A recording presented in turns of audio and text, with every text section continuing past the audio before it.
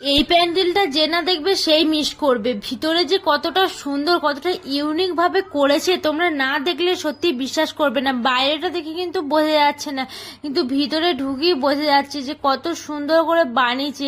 এটা ছিল আসার সময় আর কি, রাস্তাতে এইটা যাওয়ার সময় দেখেছিলাম কিন্তু আমাদের দেখা হয়নি। তো আসার পথে এই প্যান্ডেলটা আমরা দেখেই এসেছিলাম।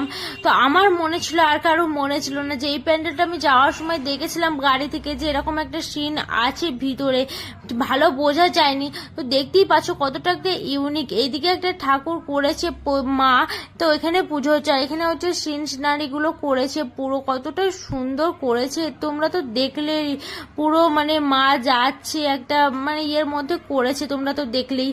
তো দেখো আমি আর মা তারপরে একটু প্রণাম টোনাম করে মাকে দর্শন করে একটু ভিডিও করে ফটো শুট করে নিচ্ছি দুজনা মিলে। তো চলো, দুর্গা পুজোর আবার যে কবে আসবে তার নেই ঠিক।